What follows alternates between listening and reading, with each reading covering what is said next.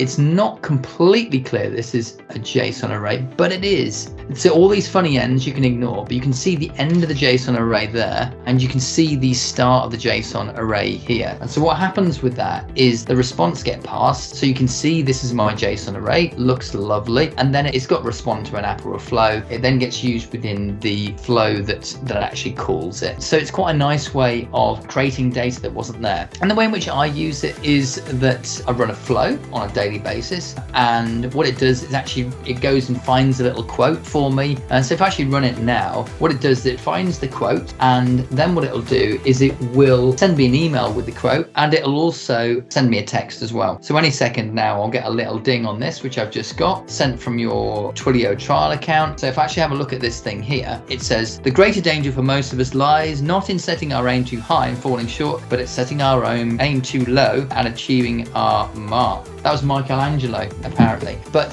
this is the flow running. It's quite busy because I do lots of interesting things with it. But this is the element where I run the flow and get the data back out.